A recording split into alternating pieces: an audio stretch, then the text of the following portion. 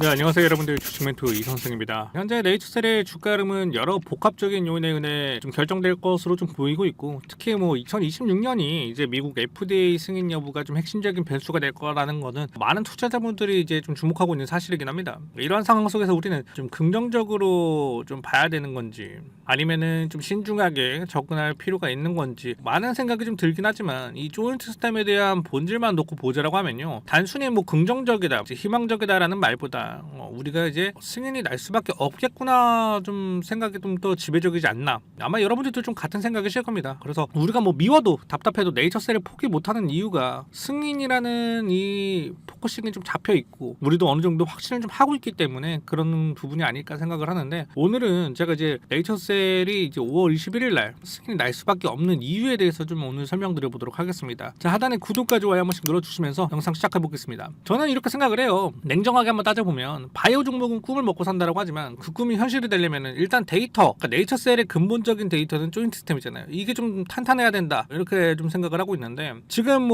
네이처셀을 보면 리얼월드라는 이런 확실한 무기와 거기다가 BT, RMAT, 거기다 EAP까지 솔직히 기대할 수밖에 없는 상황들이 만들어졌다라고 좀 볼 수가 있죠. 그래서 국내에서 반열을 맞았다 한들 미국 시장에서 어차피 반겨주는 부분이다 보니까, 저는 결국 답은 네이처셀의 본질적인 가치인 이 조인트 시스템이 열쇠이지 않나, 이렇게 생각을 합니다. 국내에서는 임상 3상의 그 통계적 유의성의 그런 틀에 대해서 굉장히 엄격한 반면에 FDA 측은 좀 다르잖아요. 솔직하게 연령이잖아. 삶의 질과 직결된 질환에는 어차피 우리가 이제 RMAT라는 제도를 통해서 기회를 좀 더 넓게 얻어둔 건 사실입니다. 그래서 네이처셀이 기회를 좀 저는 오히려 받았다라고 좀 생각을 하는 부분들도 있는데, 솔직히 네이처셀이 이 기회를 잘 이용한 거죠. 이 기회를 이용해서 10년치에 대한 그런 추적 관찰 데이터, 그러니까 FDA가 까다롭게 보는 부작용에 대해서 반박을 하면서 승인을 안 해줄 이유가 없도록 서류를 제출했다라는 점, 이건 전 핵심이라고 저는 생각을 해요. 그래서 FDA 승인에서 가장 까다로운 부분인 부작용 부분과 안전성에 대해서 이미 한국과 일본, 미국에서 수많은 환자들에게 투여를 하면서 심각한 부작용이 없다라는 걸 입증했다라는 것 자체가, 저는 그 효과 하나만으로도 안전하게 우리가 할 수 있는 부분들이 있다, 이런 부분들을 좀 보여줬기 때문에 FDA 측에서 반박할 내용이 별로 없지 않을까. 그러니까 승인을 안 해줄 이유가 없다라고 저는 그렇게 생각을 해요. 그러니까 논리가 성립이 됐다라는 거죠. 조금 더 쉽게 말씀드리자라고 하면은, FDA에서 가장 까다로운 부분이 바로 부작용과 또 안전성이잖아요. 근데 이 부분은 어떻게 했습니까? 한국과 일본에 대해서 리얼월드 데이터가 있기 때문에 많은 환자들에게 우리가 실험을 해봤고 심각한 부작용이 없다라는 걸 입증해줄 만한 자료가 있다 없다? 있다예요. 그러니까 이런 내용들을 보여줬기 때문에 승인을 안 해줄래야 안 해줄 수가 없는 상황은 만들어져 있다라는 거죠. 그래서 5월 21일 날에 그런 결과적인 부분에 있어서 나와 있다라고 저는 생각을 해요. 결과는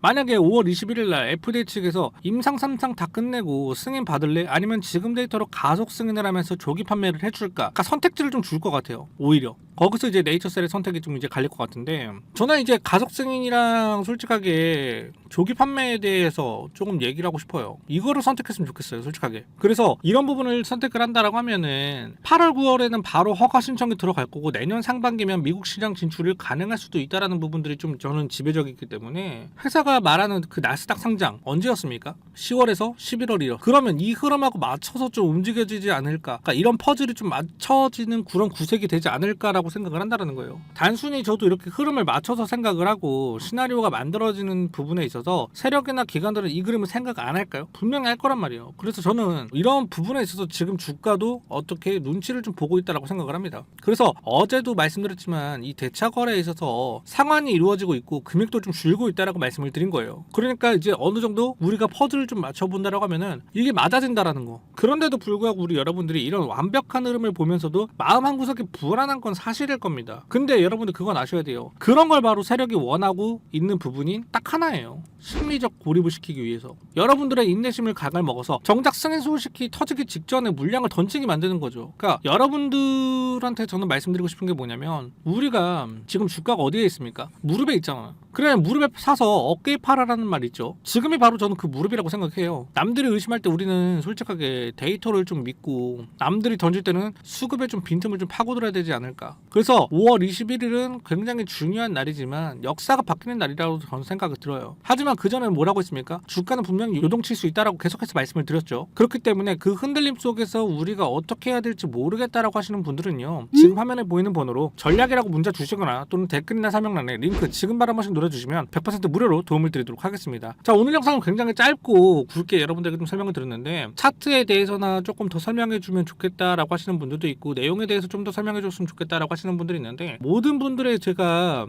한 명씩 가이드를 짜드리는 것보다 여러분들 상황에 맞게끔 이 상황을 좀 설명드리고 싶으니까 여러분들께서 편하게 문자를 좀 주시면요, 제가 거기에 맞게끔 가이드라인을 짜서 여러분들에게 좀 설명을 드리도록 하겠습니다. 오늘 영상 여기까지이기 때문에 우리 여러분들이 너무 짧다라고 느껴지시는 분들은 문자 한 통씩 넣어주시면 제가 거기에 맞게끔 가이드라인을 넣어드리도록 하겠습니다.